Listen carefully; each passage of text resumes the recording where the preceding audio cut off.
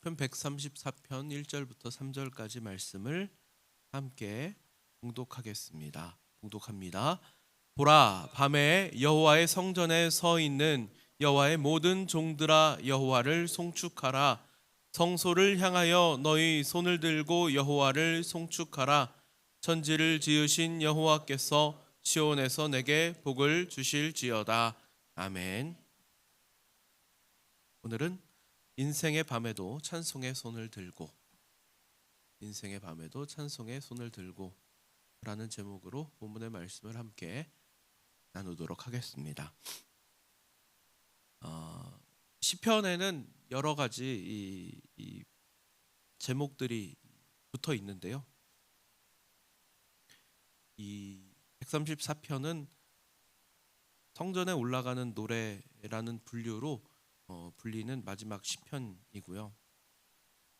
120편부터 134편까지 순례의 노래이기도 합니다.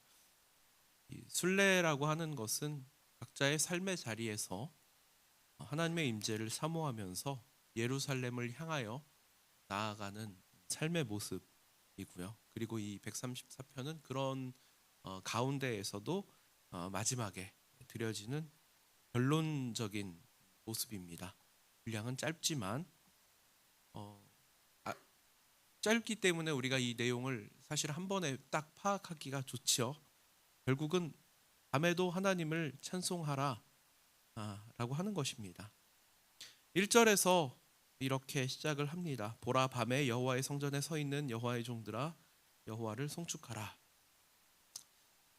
이 밤이라고 하는 것은 그냥 시간적으로 밤을 떠올릴 수도 있지만 시편에서 밤은 자주 고통과 한식과 불확실한 시간을 상징합니다. 인생의 어두운 터널, 우리가 이해할 수 없는 고난들, 하나님이 멀게 느껴지거나 때로는 하나님이 계시지 않는 것만 같은 그런 상황들, 바로 이 시편에서 노래하는 밤이 그렇습니다. 그런데 하나님께서는 이런 밤의 시간에도 예배를 받으시는 분이시다라고 하는 것이죠. 이스라엘의 제사는 대부분 낮 시간에 드려집니다. 물론 성전에 제사장들은 밤에도 상주하면서 불을 지키고 향을 올리고 그리고 하나님께서 맡기신 사명의 자리를 지켜왔습니다. 어떻게 보면 낮에는 이 하나님께서 세우신 공동체의 신앙 지킴이로서 그 자리를 지키고 있었다면, 이 밤에는 참으로 개인적이고 하나님과 직접적으로 1대1로 대면할 수 있는 그런 시간이라고 생각되기도 합니다. 누구도 보지 않고 또 그 시간이 다른 사람들에겐 드러나지도 않고 다른 어떤 상황을 신경 쓰지 않아도 되는 철저히 하나님과 1대1 관계가 될 수 있는 그런 시간인 것이죠. 그러니까 이런 이 밤이라고 하는 개념이요, 물론 한편으로는 이것이 우리에게 어려움, 고통, 괴로움일 수 있지만 우리도 살다 보면 그럴 수 있습니다. 이 다른 사람들에게는 표현할 수 없는 그런 슬픔이 있을 수도 있고요. 때로는 뭔가 이렇게 계획대로 되지 않는, 그런데 그것이 단회적으로 끝나는 것이 아니라 시도할 때마다 잘 풀리지 않는 그런 일들, 또 때로는 간절한 마음으로 하나님께 구하며 기도하지만 언제 그것이 이루어질지 알 수 없는 기약 없는 그런 기다림을 가져야 하는 그런 상황들입니다. 사실은 어려운 시간이지만 또 한편으로 생각해 보면 이것이 철저히 하나님과 나의 1대1 만남의 시간이 될 수 있는 그런 기회인 것이죠. 오늘 이 시편이 시작하면서 밤에 여호와의 성전에 서 있는 여호와의 모든 종들아, 어려운 상황 속에서도 하나님을 만나고자 소원하는, 하나님을 예배하기 위하여 하나님을 찾기 위하여 나와 있는 모든 하나님의 사람들아 하나님을 송축하라. 그 밤에도 하나님을 송축하라. 이렇게 선포하고 있는 것입니다. 이 송축의 모습을 이렇게 표현하죠. 성소를 향하여 너희 손을 들고 여호와를 송축하라. 그러니까 이 손을 든다라고 하는 것은 어떻게 보면 항복의 모습입니다. 내 힘으로 내 능력으로 할 수 없음을 표현하는 것이기도 하고요. 또 과거에 이 고대 시대 예배의 모습에서도 이 손을 든다라고 하는 것은 신앙의 태도로서 하나님께 항복합니다. 하나님께 맡깁니다라고 하는 그런 상징입니다. 뭔가 내 힘으로 해보려고 우리가 노력하지요. 그리고 이 노력이 필요 없다고 말하지 않습니다. 우리가 해야 할 부분에 대하여서는 분명히 철저하게 인간의 노력이 필요합니다. 그러나 우리가 할 수 없는 영역이 분명히 존재하죠. 우리가 해야 할 것들을 해내고 나서도 그럼에도 불구하고 우리 힘으로 해결되지 않는 문제들을 만나는 것입니다. 내가 이만큼 했으니까 하나님 이거 해주십시오 하는 것은 사실은 좋은 태도는 아니긴 합니다. 그래서 열심히 할 것은 열심히 하고 겸손하게 하나님 뜻을 구합니다 하는 것이 맞는 자세일 것입니다. 근데 그런 차원에서 보더라도 우리가 열심으로 무언가를 해도 결국은 하나님 이것이 제 힘으로 되는 일은 아닙니다 라고 하는 것을 인정하는 자세가 바로 우리가 이 손을 들고 하나님께 맡기는 태도가 아닐까 그런 생각을 해보는 것이죠. 이사야 1장에 보니까 하나님께서는 너희가 손을 펼 때 내가 내 눈을 가리우겠다 이렇게 말씀하십니다. 물론 형식만 남아가지고 마음과 정성이 하나님을 향하지 않으면서 기계적인 자세로 태도로 손들기를 한다. 이것을 하나님께서 기뻐 받으실 리 없습니다. 그러나 우리가 진심으로 우리의 인생에서 하나님께 항복하는 태도라면, 하나님께 우리의 모든 것을 맡기겠다라고 하는 자세라면, 우리가 손을 든다라고 하는 것이 곧 하나님께서 선하시고 신실하시고 그리고 나는 하나님을 신뢰하며 하나님을 예배하겠다라고 하는 태도가 되어서 하나님께서 그것을 기쁘게 받으신다라고 하는 것이죠. 우리는 때로는 이해할 수 없는 하나님의 섭리 때문에 괴롭기도 합니다. 하나님의 방식이 낯설게 느껴질 때도 있습니다. 그래서 특히 우리 신앙인들이 어려운 상황을 만나는 것이 그런 것 같아요. 기도하고 뭔가 하나님의 뜻을 구하지만 하나님께서 가장 좋은 것, 선한 것으로 우리에게 응답해 주실 것을 신뢰하지만 그 응답이 낯설게 느껴질 때, 그 응답이 참으로 내가 기대했던 것과 많이 다를 때 우리는 낯선 감정을 느끼게 됩니다. 그럴 때조차도 하나님을 신뢰할 수 있는가? 그것이 바로 이 손을 든다라고 하는 태도가 아닐까 그렇게 생각을 해봅니다. 제가 참 이 마음에 어려움을 겪었던 시기가 있었는데요. 그때 제가 겪었던 이 어려움은 사실은 그 근원적인 문제는 저에게 있었던 것이 맞습니다. 제가 하나님과의 관계가 바르게 서지 못했기 때문에 주변 환경과 사람들의 문제가 크게 보이기 시작했던 건데요.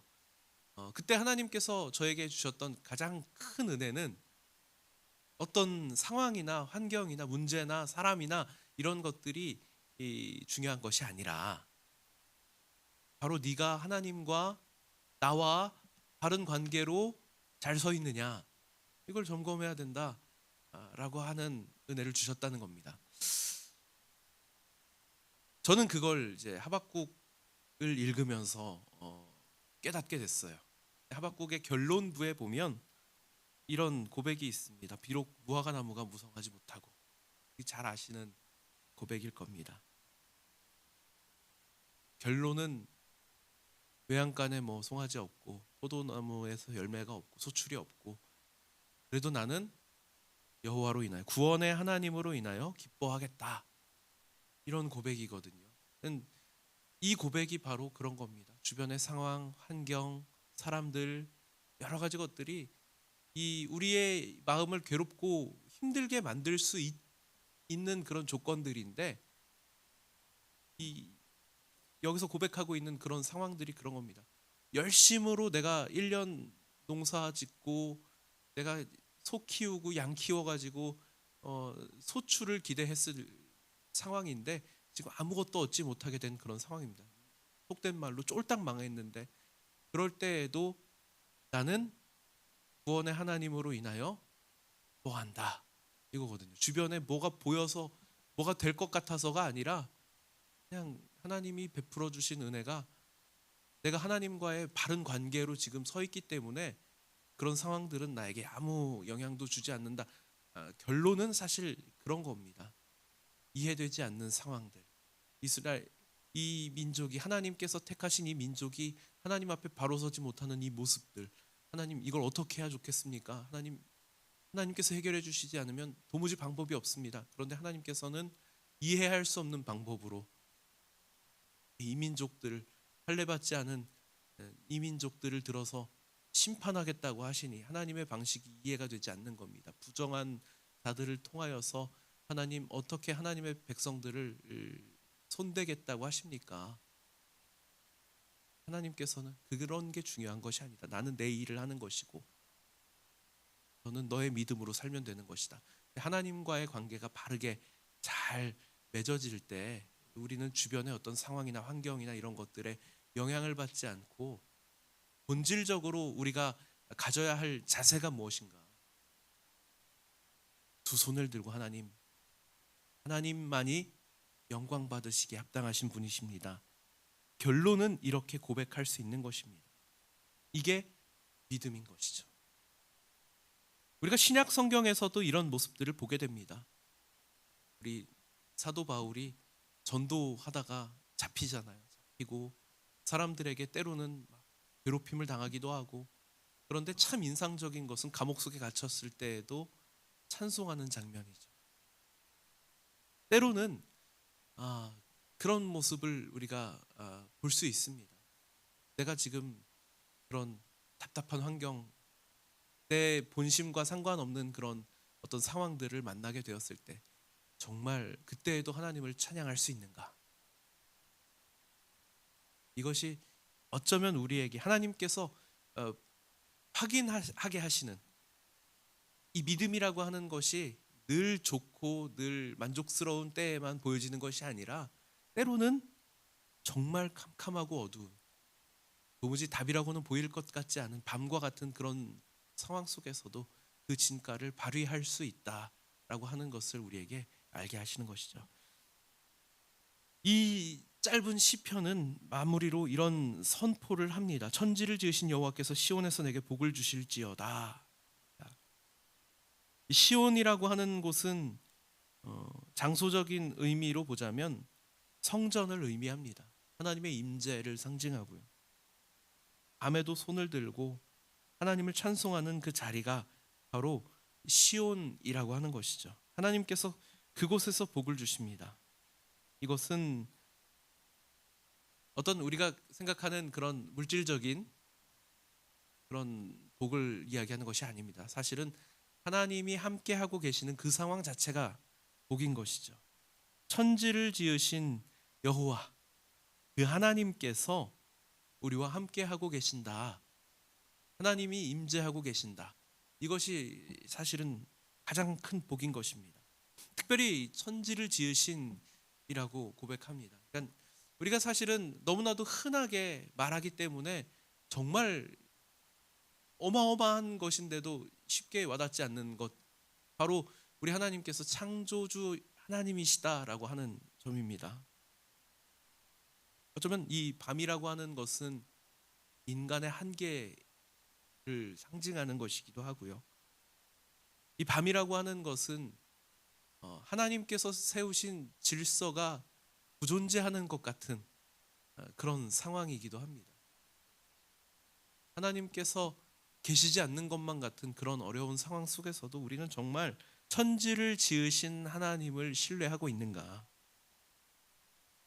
우리는 인간의 한계를 만나게 될 때 그때 의지할 수 있는 분이 바로 이 세상을 지으시고 다스리시는 우리 하나님이다라고 하는 점을 인정하고 있는가 하는 것이죠.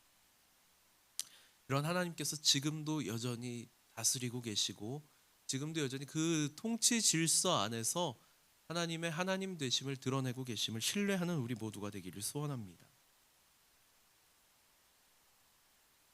시편은 굉장히 많은 선포들을 담고 있습니다.